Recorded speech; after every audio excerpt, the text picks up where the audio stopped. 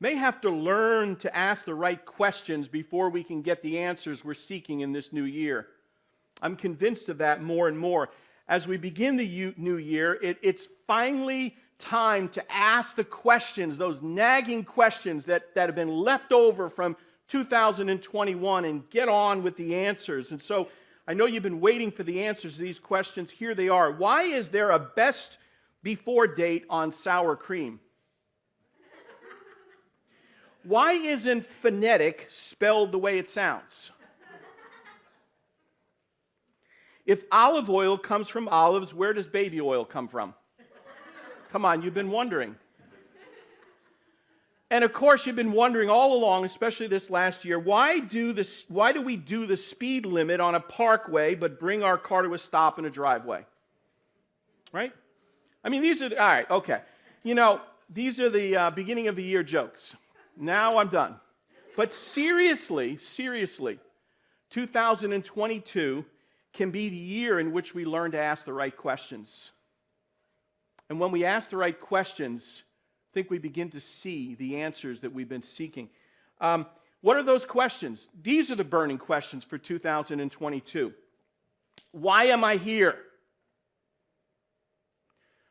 Who has God designed me to be? What is my purpose for living? And when will I experience the life that God has promised me? These are probably more likely the questions that you're thinking about as we start this new year.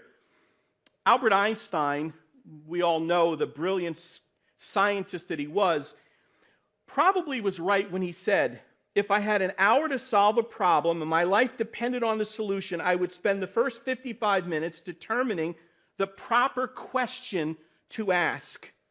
For once I know the proper question, I could solve the problem in less than 5 minutes. So you see, when we ask the right questions, we will be more able to face the challenges and see the opportunities that God has for us in the new year. And so I want to begin the process of asking the right questions by leading you over the next several weeks in a new sermon series based on the book of Ecclesiastes. That's in the Old Testament. It's part of the wisdom literature.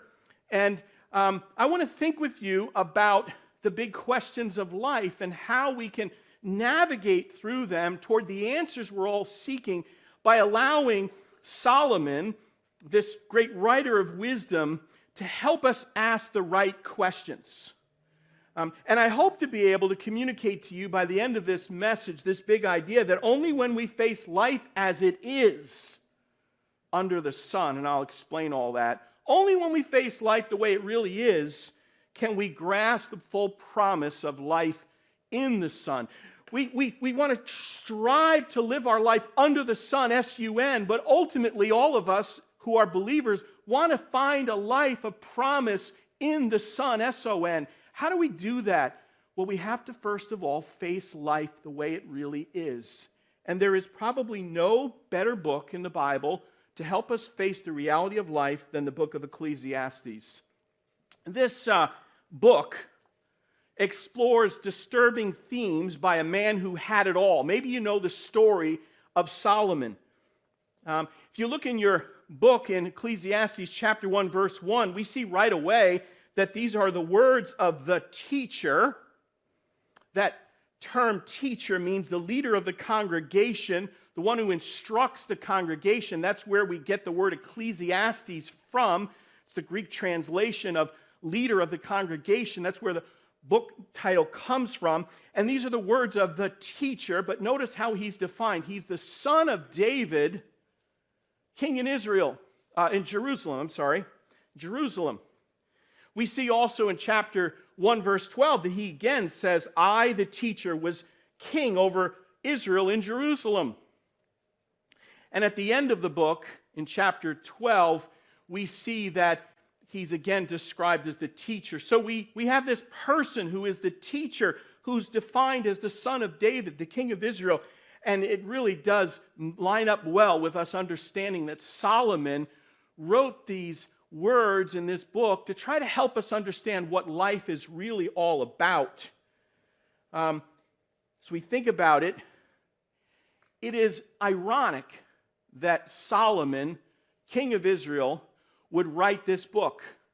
If you know anything about his life, you know that Solomon was considered one of the wisest and richest persons in the world. Now, that might qualify him to write such a book on the meaning of life, right? Except when you know the ending of his story, you begin to say, but how could he instruct me or us? Maybe you heard the end of the story. In 1 Kings chapter 11, verse 4, it says this about Solomon. This is the tragic part of Solomon's life. As Solomon grew old, his wives turned his heart after other gods, and his heart was not fully devoted to the Lord his God, as the heart of David his father had been. Solomon's life took a downward spiral. But it's actually in the midst of the spiral that he's sort of sorting through life. And so there's a sense in which the book of Ecclesiastes is a great book for us to study, because we actually see in real life what happens to someone when they don't follow the very things they know are right. When they begin to question things, when they begin to veer away from God, and yet they're actually like telling us. It's almost like he's giving us a blog of what's going on in his life, as we'll see today. So there is something to learn from every life, even the life of someone like Solomon, who was high, wise, and rich, but in the end was low and far from God. So we're going to think about that today. As we think about the story and the life of Solomon, this book gives us some disturbing themes that we have to wrestle with, and we begin to see the themes unfold as we open up the book and we begin to read, beginning in verse 2. And one of the things that Solomon asserts and then goes to prove through his own life is that life is empty. I know some of you are saying, that's not what I came to hear. Stick with me. We're going to get to the good part, but you got to work your way through the stuff first. Solomon, in reflecting on his life, says life is empty. Look at what he says in verse 2. Chapter 1, verse 2. Meaningless, says the teacher. Utterly meaningless. Everything is meaningless. Wow, that's really encouraging. It says in verse 3, what do people gain from all their labors at which they toil under the sun? It's a shocking statement. It's shocking for two reasons. One, it's written by a man who was one of the richest and wisest in all the world, and it's also in the Bible. It's like, why is this in the Bible? What am I supposed to learn from this? But we have to understand some of the terms that he uses here to help us understand this. First of all, he uses the phrase under the sun. Do you see that there? He says, what does a person gain from all their labors at which they toil under the sun, S-U-N? And what he is doing is Solomon is restricting his field of view to only what he can see. It's like he's a scientist saying, it's only what I can touch, what I can taste, what I can feel. I'm going to restrict my observations to everything underneath the sun, in the plane of horizons. I'm not going to think about what lies beyond. And when he does that, he finds himself struggling with trying to find meaning with life under the sun. He's living his life completely horizontal, no vertical, no recognition of God. He's just living his life on the vertical. You might say, well, why could that be helpful for us in our day to think that way? Because so many people do live that way. So many people live their life with no reference to anything above the horizon. Sometimes we need to see what the implications of that is, and Solomon shows us that. He uses the word meaningless, and actually it's a word which means vapor-like. It's actually a Hebrew word, havel, and it can mean futile, transitory. It could mean wind, it could be absurd, it could be stupid, it could be senseless, vain, pointless, disappointing, fleeting, fragile, flimsy, or meaningless. It's all those words. It kind of captures. It's this sense of like a vapor-like quality. Like when you grab vapor, it can't hold on to it. And that's how he's describing life Again, under the sun. He also says, if that wasn't enough, he says life is monotonous. Look at what he says in verse 4. He says, again, looking at life merely under the sun, he says, when you look at life and you look at nature, life is fairly monotonous. Look at what he says in verse 4. Generations come and generations go, but the earth remains forever. Again, restricting it just simply to life under the sun. He's not referencing, he's not bringing into account what God may do with the earth one day. He's just saying, if we understand life just the way it is, with no reference to God, it just seems like generations come and go and the earth just stays. Like people die, but the earth just remains. He says the sun rises and the sun sets and hurries back to where it rises. The wind blows to the south and turns to the north. Round and round it goes, ever returning on its course. All streams flow into the sea, yet the sea is never full. To the place the streams come from, there they return again. He just says, nature just goes on, despite the fact that I'm living and I'm dying and life just goes on and the sun rises and sets and it seems as if there is just this monotony to life under the sun. He goes on to say, all things are wearisome, more than the one can say. The eye never has enough of seeing, nor the ear its fill of hearing. What has been will be again, and what has been done will be done away with. There is nothing new under the sun. He's saying, there's nothing new. It's like the same thing again. He's restricting himself to simply observing life on the horizontal horizon without any reference to God, as if it's just a closed universe, and he's saying it just seems like things go on and on and on. There's nothing new. Did you expect to hear such troubling pessimism in the words of this writer? Did you expect to hear some troubling pessimism from a preacher in the Bible on the first Sunday of the new year? It almost sounds fatalistic to think that way.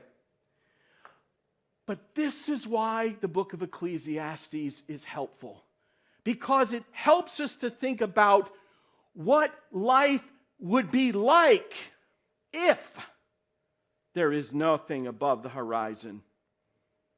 If there is only life under the sun, S-U-N, then everything that Solomon just said is true. We're just in this mechanistic universe, and it just goes on, and there's no hope. Obviously, the Bible doesn't teach that, but sometimes just allowing that truth to sink in for a second about what would life be like if we had no hope helps us to realize how much we need the hope of the gospel. He also says that life is also burdensome. Look at what he says. If you live your life merely under the sun, without any reference to God, without any hope beyond this life, it becomes very burdensome. He says in verse 12, I, the teacher, was king over Israel and Jerusalem. I applied my mind to study and to explore by wisdom all that is done under the heavens. In other words, again, just looking at life under the horizon. And you know what he concluded? He said, when I looked at life simply from that perspective, he says, what a heavy burden God has laid on mankind. He felt burdened by the prospect of trying to understand life just with what we can see, what we can taste, what we can see. It just didn't make sense to him. And it shouldn't. He struggled with it. In fact, he says in verse 14, I have seen all the things that are done under the sun. All of them, again, are meaningless, are vapor-like in quality. You grab hold of it and it just dissipates. He says it feels like a chasing after a wind. That's kind of an interesting analogy, isn't it? Have you ever tried to chase after the wind? You ever tried to catch the wind? Now, you can do that with a kite or a sail, but, try and grab it with your hand. It's futile. And he's sort of saying, like, if we try to understand life just under the sun, it has that quality that when you grab it, you lose it. Now, Solomon goes on to actually chronicle his life and his attempts to try and find meaning apart from God. And he actually tells us that he tried to find meaning in life through three areas. And this is where we can learn some things. Because I believe that many people that are starting out the new year in 2022 are looking for these things to find meaning. It may be that we need to find more pleasure and more recreation in our lives, and we think, I'm going to find meaning in 2022 simply by investing my life in pleasure. Or maybe it's in knowledge. Like, I'm just going to learn more and more and more, and I'm going to be able to master the meaning of life through knowledge. Or, as many of us would think and sometimes want, well, I'm just going to get more. I'm going to get more money. I'm going to be richer. I'm going to have more wealth, and that is going to bring me meaning. Solomon actually explored all those in his life and found that they led to vanity, to emptiness. Look at the first one, the pursuit of knowledge. The pursuit of knowledge, Solomon found, did not guarantee any meaning, but often led to grief instead. Look at what he says in verse 16 of chapter 1. I said to myself, look, I have increased in wisdom more than anyone who has ruled over Jerusalem before me. I have experienced much of wisdom and knowledge. Then I applied myself to the understanding of wisdom and also to madness and folly. But I learned that this too is a chasing after the wind. He sought to understand the world, again, under the sun, just by applying himself to what he could observe and see. And he found himself, in the end, struggling with what did it all mean. Think about the world we live in today. A couple of years ago, somebody calculated that the world of knowledge has grown exponentially, and this is how he sort of used an analogy to try to explain this. Up until 1845, you could describe the knowledge of the world on a ruler as representing 1 inch. The number of discoveries and innovations up till that point. But if you went from 1845 to 1945, it increased to 3 inches. I mean, it just quadrupled. It doubled. It was amazing how much we increased in 100 years. But from 1945 to 1976, the amount of information, the amount of knowledge, the amount of innovation, discoveries actually can no longer be represented on a ruler. It actually has to be represented by the Washington Monument. In 31 years, it's like there's 6,660 inches of knowledge that we've grown just in that period of time. And it continues to expand. Some people have looked at the amount of knowledge that our world sees. And for instance, we see that there is a doubling of knowledge over the years, which now in 2020, it's a doubling every 11 to 12 hours. The knowledge is just exploding. The amount of knowledge and information to be processed by our computers is amazing. In fact, they say now the time to double medical knowledge is decreasing. 50 years ago, it took us about 50 years to double medical knowledge. Today, it takes us about 73 days to double our knowledge of science and medicine. We live in an incredible age of knowledge, don't we? But let me ask you, has that knowledge led us to more meaning? This knowledge of life under the sun, again, just with reference to under the sun, restricting ourselves to life under the sun, has that led us to be more meaning? Do you think that people in our day feel more meaning in life because of the knowledge that we have? Or is there a sense in which it actually leads to more grief and sorrow? Look at what Solomon says. For with much wisdom comes much sorrow. The more knowledge, the more grief. I remember years ago, I used to read from time to time from Stephen Jay Gould, who was one of the best-known paleontologists and educators and evolutionary theorists and writers. He died in 2002. And he gained so much knowledge over his life. He wrote so many volumes of knowledge. But what did it give him? He said at one point in his life, "We are here because one odd group of fishes had a peculiar fin anatomy that could transform into legs for terrestrial creatures, because the earth never froze entirely during an ice age, because a small and tenuous species arising in Africa 250,000 years ago has managed so far to survive by hook and by crook. We may yearn for a higher answer, but none exists." That's the conclusion of one of the most knowledgeable scientists in the early 2000s. Does that give you meaning? Does that give you hope? Do you feel inspired by that? But if we restrict our lives to merely what is under the sun, that's all we find. There is no transcendent meaning. And all the knowledge that we can get from this world alone will not give us that transcendent meaning if we refuse to look for it, if we refuse to look above the horizon. And that's the message of the book of Ecclesiastes. The second way in which Solomon tried to find meaning in life was through the pursuit of pleasure. Look at what he says in chapter 2, verse 1. "I said to myself, 'Come now, I will test you with pleasure to find out what is good.' But that which proved to be meaningless. Laughter, I said, is madness, and what does pleasure accomplish? I tried, cheering myself with wine and embracing folly, my mind still guiding me with wisdom. I wanted to see what was good for people to do under the sun during the days of their lives." Solomon had every opportunity to experience every kind of pleasure in this life that he could in 1000 BC in Jerusalem. He was the king. He had everything at his disposal. And what does he say about that? He says it didn't really bring him meaning. Now, if I put this picture up in front of you, those of us who lived in the 80s would know who this individual is.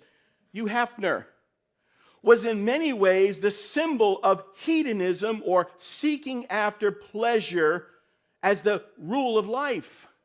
He lived life under the sun, S-U-N, and he sought every kind of pleasure. He died in 2016. What did he find? He actually grew up in a Christian family, and he said, "My folks were raised pure prohibitionists. They were very good people with high moral standards, but very repressed. There was no hugging and kissing in my home." So he rejected his Christian upbringing, and what did he settle on instead? He said, "The people who have had the most impact on me when I was young were Freud and Darwin." Scientists who strictly looked at life under the sun, S-U-N, refused to see any transcendent meaning. Hugh Hefner followed that guide, and where did it lead him? It sought him to find pleasure in everything in life, to make pleasure the ultimate aim and goal of his life. And now one has to wonder, where does it all lead and stand? Has he appeared before his Creator back in 2016? Was it worth it? Did it matter? But the culture that he created is a culture that still draws many people in today, with the illusion that somehow we can find meaning through pleasure, whether it be a picture or a video on a screen or an image in our mind. We think somehow I can find meaning through pleasure. I can make pleasure my ultimate aim in life, and that's where I'll find meaning. This illusion is so rampant in our day. Perhaps maybe one of the dominant things that people believe today is I can find meaning in life through seeking it in pleasure. There's one more way in which Solomon sought to find meaning, and it is through the pursuit of wealth. Notice what he says in chapter 2, verse 4. "I undertook great projects. I built houses for myself and planted vineyards. I made gardens and parks and planted all kinds of fruit trees in them. I made reservoirs to water groves of flourishing trees. I bought male and female slaves and had other slaves who were born in my house. I also owned more herds and flocks than anyone in Jerusalem before me. I amassed silver and gold for myself and the treasure of kings and provinces. I acquired male and female singers and a harem as well, the delights of man's heart. I became far greater than anyone in Jerusalem before me. In all this, my wisdom stayed with me. I denied myself nothing my eyes desired. I refused my heart no pleasure. My heart took delight in all my labor, and this was the reward for all my toil. Solomon had it all. He collected 24 tons of gold every year in taxes. He had 35,000 people on his payroll, including his army, 700 wives, 300 concubines, his wives' servants, those who took care of the harem, the cooks, the craftsmen, the farmhands, the stablemen, and the general labor. Solomon owned 1,400 chariots and 12,000 horses. He also had 250 scholars or secretaries that worked for him. He built the magnificent first temple, a place beside it where he lived with his 1,001 wives. Solomon had many exotic birds and animals as pets, including even some apes and baboons. And what did that do for Solomon? Did it bring him meaning in life? John David Rockefeller was once asked, he was one of the richest men who ever lived in the last century, and he was asked, how much money is enough? Do you know what he said? Just a little more than you have. You see, the chasing after wealth does not provide satisfaction because there's always more to attain. And when we don't have it, it leads to emptiness. So what did Solomon conclude? He said, then I considered all that my hands had done and the toil that I expended in doing it, and behold, all that was vanity and a striving after the wind, and there was nothing to be gained from life under the sun. In fact, he says, I hated my life because the work that is done under the sun was grievous to me. Rather than bringing him meaning, his pursuit of wealth brought him grief and heartache. It led him to believe that life was meaningless, a chasing after the wind. He says, I hated all the things I had toiled for. Doesn't sound like it brought him meaning. And the reason why, and Solomon explains it in the next couple of verses, and I'll just summarize it for you. Here's the reason why. After he got everything that his heart desired, he knew there was one reality that stood. There was going to be a day when he died, and he could not bring it with him. You never see a funeral hearse with a U-Haul trailer behind it. It's left for somebody else. Solomon knew that, and he grieved that, knowing that he could not keep it because death was inevitable even for the rich. And so Solomon struggled with wealth. As the answer to life, he realized it doesn't bring meaning. So we've seen that Solomon realizes that neither knowledge, pleasure, or wealth brings any kind of happiness in life. And so you might say, well, what's the point of the book? Here's the point of the book. The book prepares us to understand our need of the gospel as we seek to live a life not under the sun, S-U-N, but a life in the sun, S-O-N. The only way we can escape the monotony of life, the meaningless of life, the vapor-like quality of life, is not to put our hope in what we can see only. Not to put our hope in just what is under the sun, but to try and seek the promise of life in the sun. And Solomon begins to understand this, even if so in a vague way. At the end of all of this, he says in chapter 2, verse 24, a person can do nothing better than to eat and drink and find satisfaction in their own toil. This too I see is from the hand of God.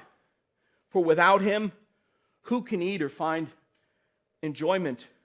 To the person who pleases him, God gives wisdom, knowledge, and happiness. But to the sinner, he gives the task of gathering and storing up wealth to hand it over to the one who pleases God. This too is meaningless, a chasing after the wind.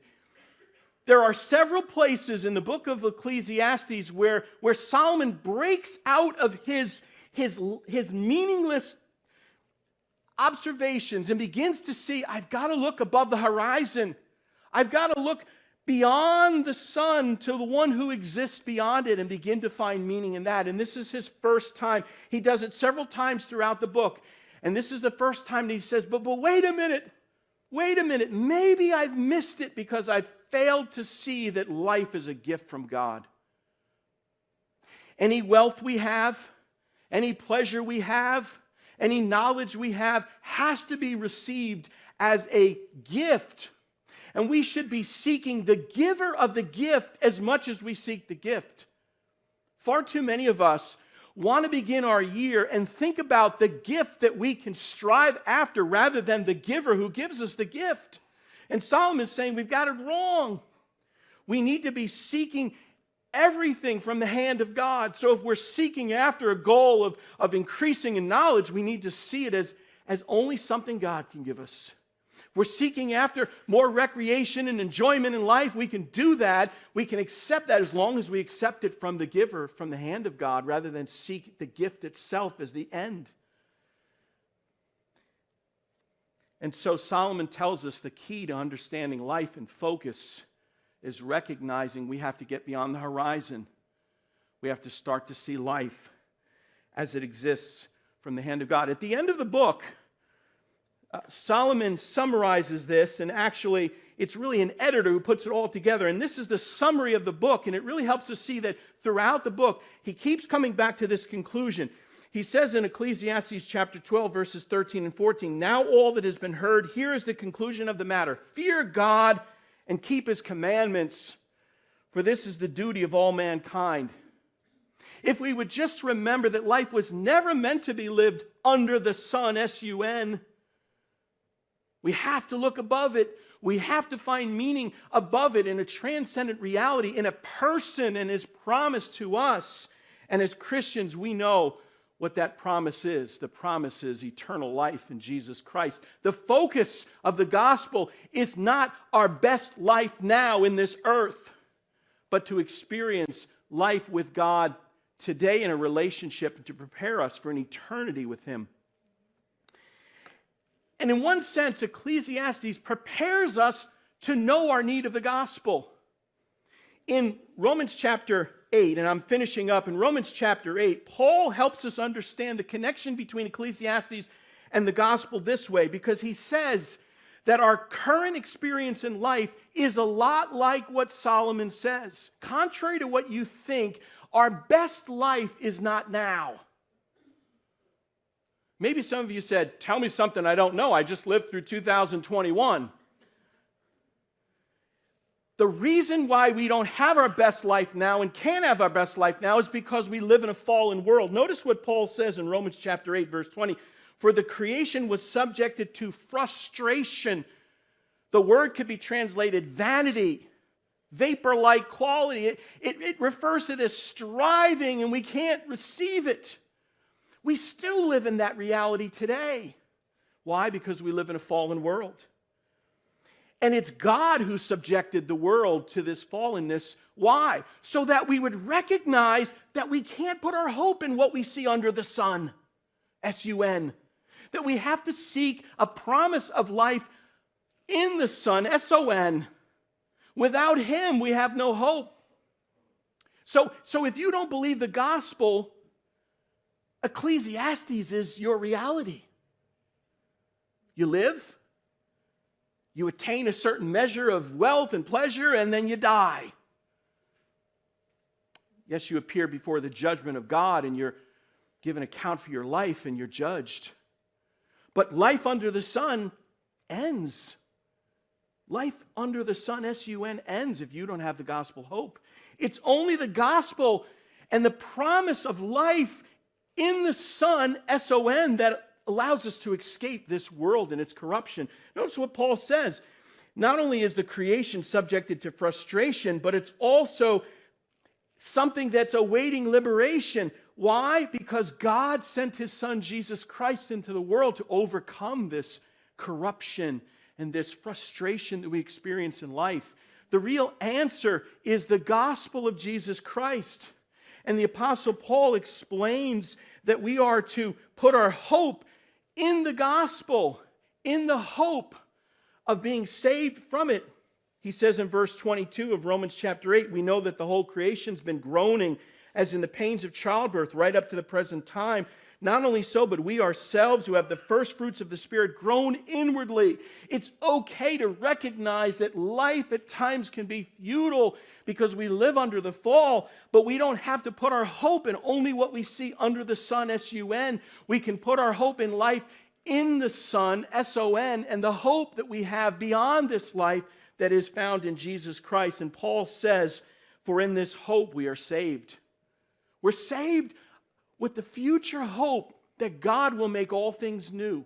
That He will take a world which seems monotonous and empty in our sphere of experience now, and one day it'll be all new. It'll be a new heaven and a new earth. There'll be no tears. There'll be no crying. There'll be no pain.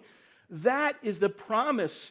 And we don't know we need it unless we experience life in the pain and realize there's got to be something better. Ecclesiastes helps us to see our need of the gospel.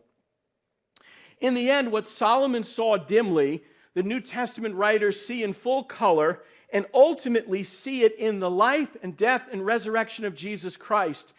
There is a greater Solomon who came. He was the son of David. And do you know what he did? He walked into this world and walked in our shoes, experienced the futility, the vapor-like quality of life as he stood at the grave of the grieving family of Lazarus, as he saw his own friend die and experienced the sting of death, as he stood there with tears in his eyes and experienced the vanity of life. Do you know what he said? I am the resurrection and the life. He who believes in me, even though they die, yet he will live. What did Jesus Christ do? He walked into this vain world and He conquered the greatest enemy we face, which is death. That is what the gospel tells us.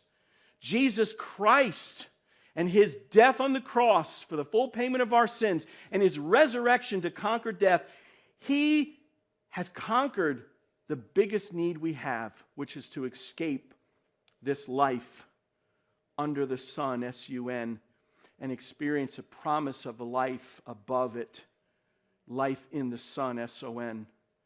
And only when we believe the gospel can we escape the reality that Solomon bemoans and warns us against. Ecclesiastes shows us that we need the gospel. And so I would just close this way and say this. As you think about 2022, and as you face the reality of life under the sun, and you go back to your routine as the new year starts, can you begin to grasp the greater promise that God has for us with life in the Son, S-O-N, and begin to understand the promise that God has for us that extends way beyond this life, and begin to live our life in reality with that? That's what God calls us to do as we enter into the new year. Would you pray with me? Gracious God and Heavenly Father, I pray that you would take these words that we have studied and wrestled over, these words from your word, which challenge our hearts. What do we believe? What are we trusting in? I pray that if there be anyone listening by live stream or here in person who isn't sure of the gospel hope, that these words about the struggles and the trials and the burdens of life would awaken in them a desire to see a hope beyond this life and to see the need of the gospel to solve their greatest problem, which is life under the sun, S-U-N, leads to death and judgment. Lord, I pray that by your Spirit you would speak to us and help us to understand the promise of hope as we have life in the Son, S-O-N, as our guide in 2022. I pray that you would encourage us to seek the promises that you give us in your word, in the promise of Jesus who says, I am the resurrection and the life. I've overcome this life. Trust in me and believe in me, and you will as well. I pray these words would comfort us as we begin the new year. We pray these things in Jesus' name. And all of God's people said, Amen. Amen.